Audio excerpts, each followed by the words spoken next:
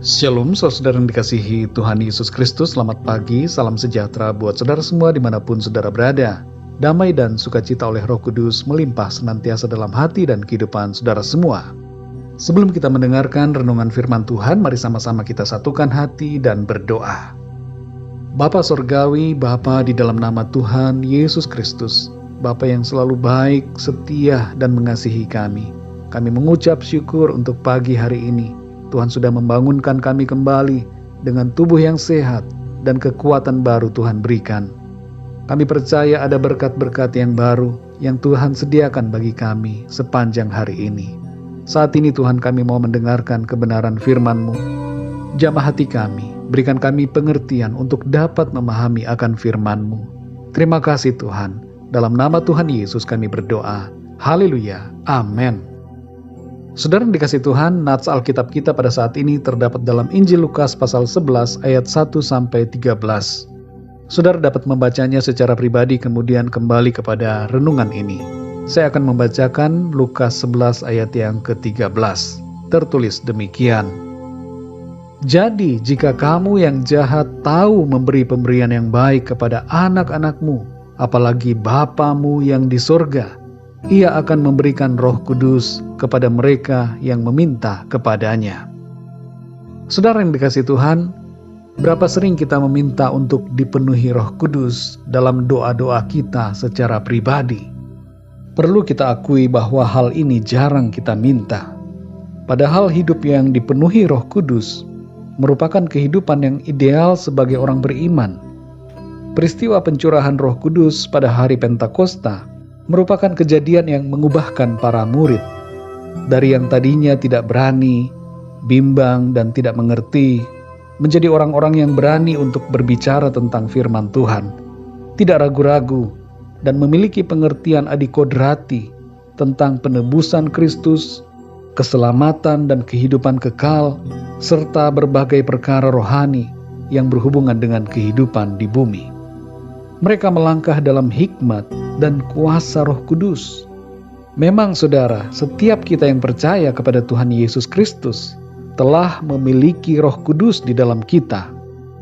Dalam 1 Korintus 12 ayat 3 bagian B tertulis, tidak ada seorang pun yang dapat mengaku Yesus adalah Tuhan selain oleh Roh Kudus.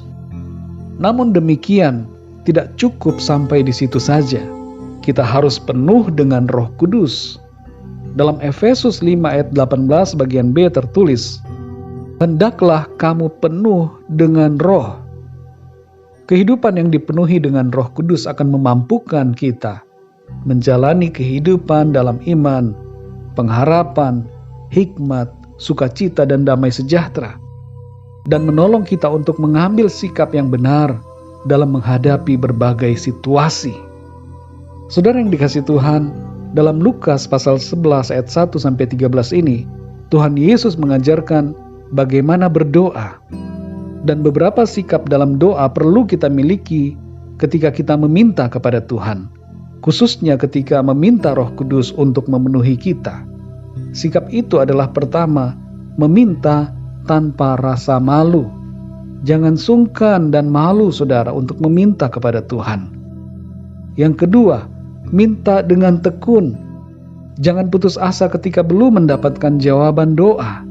Minta terus dengan sabar dan setia. Dan yang ketiga, minta dengan penuh kerinduan. Berdoa kepada Tuhan harus lahir dari hati yang sungguh-sungguh rindu untuk mendapatkan apa yang kita minta. Jangan putus asa saudara, meminta kepada Tuhan agar memenuhi kita dengan Roh Kudus-Nya. Tuhan pasti akan memberikannya kepada kita. Salah satu tanda dipenuhi Roh Kudus adalah berbahasa lidah, yaitu berbicara dengan kata-kata yang tidak dimengerti, atau bahasa lain, seperti yang terjadi di Kisah Para Rasul 2 ayat 1-4. Ini bukanlah hal yang dibuat-buat dan bukan diajarkan, tapi terjadi karena pekerjaan Roh Kudus. Tanda lainnya dari dipenuhi oleh Roh Kudus adalah bernubuat, seperti dalam Lukas 1 ayat 67, dan berbicara dalam pimpinan Tuhan, seperti yang tertulis dalam Lukas 1 ayat 41-45. serta menyampaikan firman Tuhan dalam tuntunan ilahi, seperti Petrus dalam Kisah Para Rasul 4 ayat yang ke-8.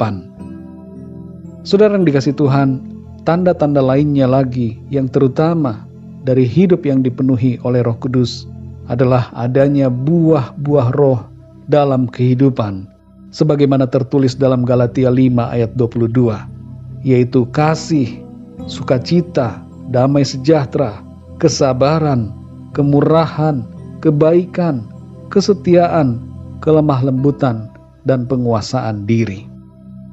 Saudara yang dikasihi Tuhan, dipenuhi Roh Kudus bukan berarti bahwa kita tidak bisa berpikir dengan pikiran kita sendiri, tapi pikiran kita diterangi dengan kuasa Roh Kudus, dan dengan itu kita bertindak, bersikap sesuai dengan tuntunan Tuhan. Hidup yang dipenuhi Roh Kudus akan memampukan kita menjalani hidup dalam kemenangan. Mari saudara yang dikasihi Tuhan, mintalah Tuhan untuk memenuhi hidup kita dengan Roh Kudus-Nya setiap hari. Tuhan akan memberikannya kepada kita. Mari kita berdoa saudara. Bapa kami yang di sorga, Bapa di dalam nama Tuhan Yesus Kristus, kami mengucap syukur untuk firman-Mu ya Tuhan, memberikan kami kepastian bahwa kami akan menerima ketika kami meminta. Saat ini ya Tuhan kami minta kepadamu, penuhi kami dengan Roh Kudus-Mu. Kalau ada di antara kami yang saat ini belum pernah mengalami kepenuhan Roh Kudus, penuhilah ya Tuhan dengan Roh Kudus-Mu saat ini ya Tuhan, supaya kami hidup dalam seluruh kebenaran-Mu. Terima kasih ya Tuhan, kami percaya, kami terima Roh Kudus-Mu di dalam kehidupan kami, dan Engkau mengaruniakan kepada kami karunia-karunia Roh Kudus, dan Engkau akan memampukan kami untuk hidup dalam buah-buah roh yang Tuhan kehendaki. Terima kasih ya Tuhan, terima kasih Roh Kudus. Pimpin kami ya Tuhan di sepanjang hari ini, dalam segala aktivitas kami, supaya segala sesuatu yang kami kerjakan, semuanya itu memuliakan nama Tuhan. Kami percayakan seluruh hidup kami ke dalam tangan-Mu. Kami yakin sepanjang hari ini, kami alami kemenangan bersama dengan Tuhan.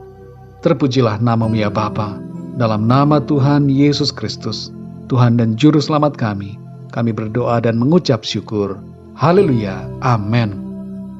Puji Tuhan, saudara yang dikasihi Tuhan, saya percaya firman Tuhan menjadi berkat dan kekuatan buat saudara semua, dan Roh Kudus akan menolong saudara untuk lebih lagi memahami kebenaran firman Tuhan.